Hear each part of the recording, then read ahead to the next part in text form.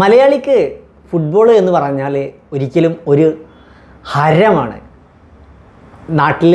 മലയാളികളുടെ നാട്ടിൽ ലോക ഫുട്ബോൾ നടക്കുന്ന സമയത്ത് നമ്മളുടെ നാടുകളിലെല്ലാം ഫ്ലെക്സും തോരണം കൊണ്ട് നിറഞ്ഞൊഴുകും. നമ്മുടെ നാട്ടിൽ സോഷ്യൽ മീഡിയകളിലൊക്കെ ഇപ്പോഴും ഈ വേൾഡ് കപ്പ് സീസണിൽ പലരും ബ്രസീൽ, അർജൻറ്റീന, പോർച്ചുഗൽ ഇങ്ങനെ പല വിഭാഗക്കാരായിട്ട് ചെറിയ കുട്ടികൾ പോലും സോഷ്യൽ മീഡിയയിലൊക്കെ തെറികൾ വിളിച്ചുകൊണ്ടിരിക്കുകയാണ്. ഈ ഒരു സമയത്ത് ഇവർ ഒരു പ്രത്യേക സ്വഭാവ രീതിയിൽ, കാരണം ഈ ഫുട്ബോൾ കഴിഞ്ഞാലും നമ്മൾ ഒന്നിച്ച് നടക്കേണ്ട മനുഷ്യരാണ്. കാരണം ലോക ഫുട്ബോളിൻ്റെ ലോകത്ത് അവർ ഈ ഫുട്ബോൾ മൈതാനിയിൽ എതിരാളികളാണെങ്കിലും അവർ അതിൻ്റെ പുറകുവശത്തേക്ക് പോകുന്ന സമയത്ത് അവരെല്ലാവരും ഒന്നാണ്. നമ്മൾ ഇവിടെ ചെറിയ കുട്ടികൾ പോലും സോഷ്യൽ മീഡിയയിൽ തെറി വിളിച്ചിട്ടും പരസ്പരം മോശമായിട്ട് വാക്കുകൾ ഉപയോഗിച്ചിട്ടൊക്കെ ഫ്ലെക്സിലും അതിലൂടെയൊക്കെ സമൂഹം നൽകുന്ന ഒരു വലിയ മെസ്സേജ് ഉണ്ട്. കാരണം സമൂഹത്തെ ഒരിക്കലും ഫുട്ബോളിൻ്റെ ഒരു സ്നേഹത്തോടെ നമുക്ക് ഒന്നിക്കാം, ഫുട്ബോളിനെ സ്നേഹിക്കാം, അർജൻറ്റീനയെ സ്നേഹിക്കാം, ബ്രസീലിനെ സ്നേഹിക്കാം, പോർച്ചുഗലിനെ സ്നേഹിക്കാം, എല്ലാ രാജ്യങ്ങളെയും ഫുട്ബോളിൻ്റെ അടിസ്ഥാനത്തിൽ നമുക്ക് സ്നേഹിക്കാം, ബഹുമാനിക്കാം. പക്ഷേ ഇതിൻ്റെ പേരിൽ നമ്മൾ കാട്ടിക്കൂട്ടുന്ന പേക്കൂത്തുകൾ പലപ്പോഴും ഫ്ലെക്സുകൾ അടിച്ച് ഒരുപാട് ഫ്ലെക്സുകൾ അടിച്ച് തൂക്കി ഇത് നിരയായി വെച്ചിട്ട് ഇതിൽ എഴുതി വെച്ചിട്ടുള്ള തെറികളാണ് പരസ്പരം.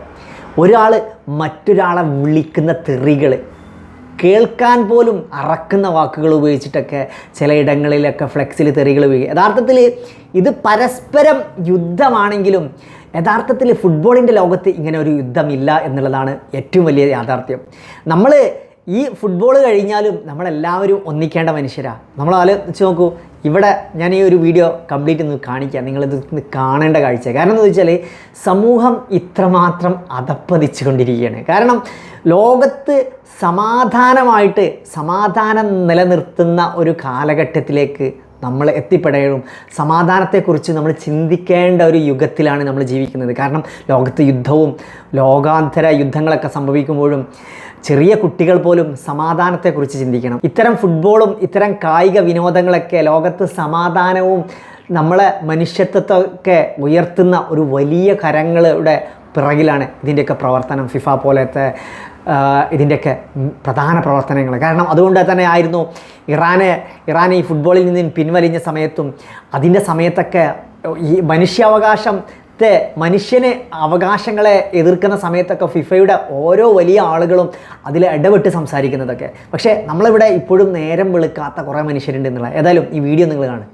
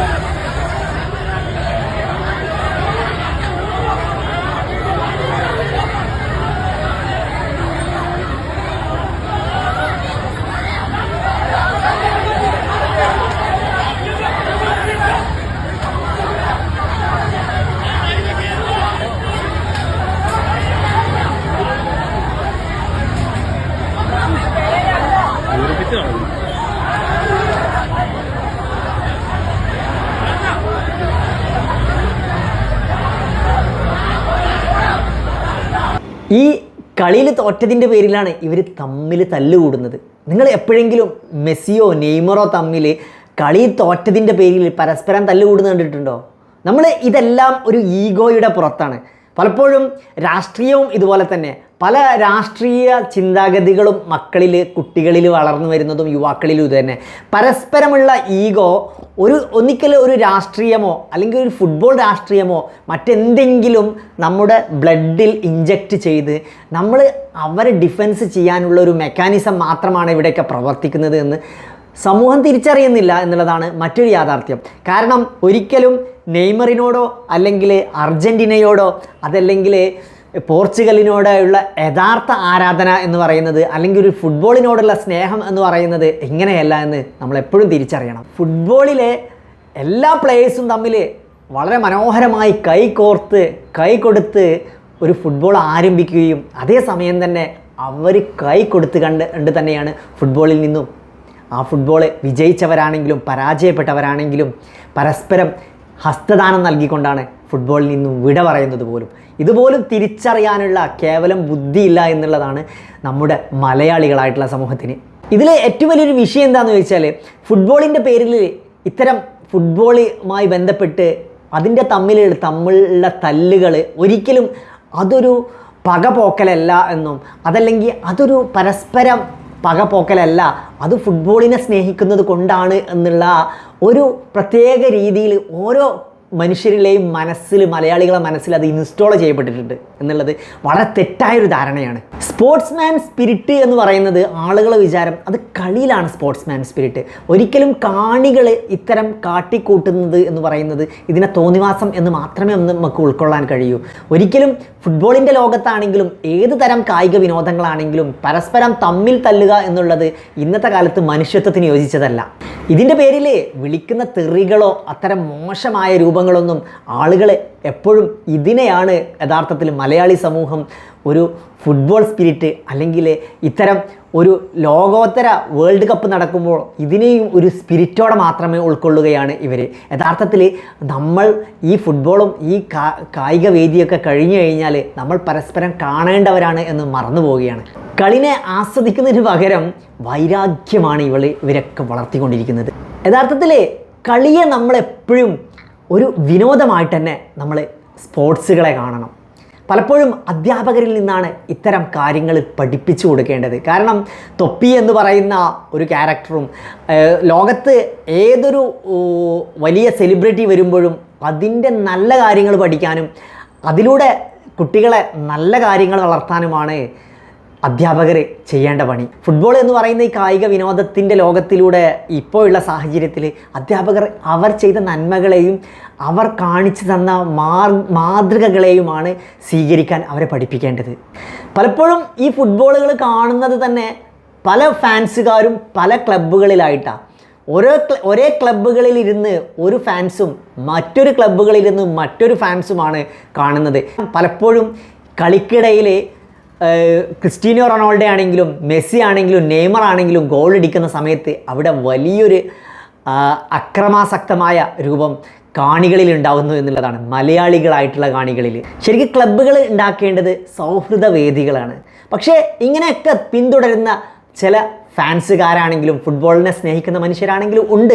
പക്ഷേ പഴയ കാലത്ത് നിന്ന് ഇന്നത്തെ കാലഘട്ടത്തിലേക്ക് വന്നപ്പോൾ ഇത് സോഷ്യൽ മീഡിയ യുഗമായപ്പോൾ ഇത് വളരെ മ്ലേച്ഛമായ രീതിയിലേക്ക് മാറിയിട്ടുള്ളതാണ് മറ്റൊരു സത്യം. എപ്പോഴും ട്രോളുകളൊക്കെ ഉണ്ടാക്കുമ്പോഴേ ഒരു മനുഷ്യനെയും മോശമായിട്ട് ചിത്രീകരിക്കാത്ത രീതിയിൽ ട്രോളുകൾ ഉണ്ടാക്കാൻ ശ്രമിക്കുക എന്നുള്ളതാണ് ഈ ഫുട്ബോളിനെ സ്നേഹിക്കുന്നവർ ചെയ്യേണ്ടത്.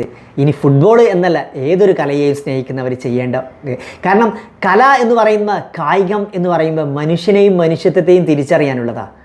അത് ഒരു കേവലം ഒരു സ്പോർട്സ് എന്നതിലൊക്കെ ഉപരി മനുഷ്യരിൽ സ്നേഹം വളർത്താൻ വേണ്ടിയിട്ടാണ് യഥാർത്ഥത്തിൽ ഫുട്ബോളിൻ്റെ ലോകവും. യഥാർത്ഥത്തിൽ പഴയ കാലത്തെ മലബാറിൻ്റെ ചരിത്രം വെച്ച് നോക്കുമ്പോഴേ ബ്രിട്ടീഷുകാരുമായിട്ട് പടപൊരുതിയിരുന്ന നമ്മളെ മാപ്പിളകളായിട്ടുള്ള ആളുകൾ മലപ്പുറത്ത് ബ്രിട്ടീഷുകാരോടുമായി ഏറ്റുമുട്ടുമായിരുന്നു ഫുട്ബോളിൻ്റെ രംഗം കൊണ്ട്. യഥാർത്ഥത്തിൽ ആ ഏറ്റുമുട്ടലുകളിൽ പലപ്പോഴും വിജയം വരിക്കാറുണ്ടായിരുന്നു, ചില സമയങ്ങളിൽ പരാജയപ്പെടാറുണ്ടായിരുന്നു. പക്ഷേ അവിടെയൊക്കെ അവരുടെ മനസ്സിൽ ഫുട്ബോൾ എന്നുള്ള ഒരു മനസ്സ് മാത്രമായിരുന്നു. യഥാർത്ഥത്തിൽ ഇംഗ്ലീഷുകാരൻ നമ്മളെ ശത്രു ആണെങ്കിൽ പോലും അവനോട് ഒരിക്കലും ഫുട്ബോളിൻ്റെ ഇതിൽ ഒരിക്കലും അറപ്പുളവാക്കുന്ന വാക്കുകൾ ഉപയോഗിച്ചിട്ടില്ല എന്നുള്ളതാണ്. പിന്നെ നമ്മൾ മനസ്സിലാക്കേണ്ടതെന്ന് അറിയോ, ഫുട്ബോളിൽ ആര് ജയിച്ചു കഴിഞ്ഞാലും നമ്മളെ കുടുംബത്തിലേക്ക് ഒന്നും വരുന്നില്ല. നാം എന്ത് ജീവിതത്തിൽ നേടിയെടുക്കുന്നതോ അത് മാത്രമേ നമ്മുടെ നേട്ടങ്ങളായിട്ടുണ്ടാവുള്ളൂ. ഇനി ഫുട്ബോൾ, ഏത് സ്പോർട്സ് മേഖലയാണെങ്കിലും ഏത് കലാമേഖലയാണെങ്കിലും അവരെ സ്നേഹിക്കുന്നു, അവരെ ബഹുമാനിക്കുന്നു എന്നതിലുപരി നമ്മുടെ ജീവിതത്തിലേക്ക് വേണ്ട കാര്യങ്ങൾ നാം തന്നെ ചെയ്യണം എന്നുള്ളതാണ്. അർജൻറ്റീന ജയിച്ചാലും ബ്രസീൽ ജയിച്ചാലും എന്ത് തന്നെ ആയാലും നമ്മുടെ കുടുംബത്തിലോ നമ്മുടെ ജീവിതത്തിലോ വലിയ മാറ്റങ്ങളൊന്നും സംഭവിക്കില്ല. അവരുടെ ജീവിതത്തിൽ വലിയ മാറ്റങ്ങൾ സംഭവിക്കും. നാമാണ് നമ്മുടെ ജീവിതത്തിലെ മാറ്റങ്ങൾക്ക് വേണ്ടി നമ്മുടെ മാറ്റങ്ങൾക്ക് വേണ്ടി നാം പണിയെടുക്കണം. ഏതായാലും വീഡിയോയെക്കുറിച്ചൊരു അഭിപ്രായം കമൻറ്റ് പുതിയ മറ്റൊരു വീഡിയോസുമായി വീണ്ടും കാണാം.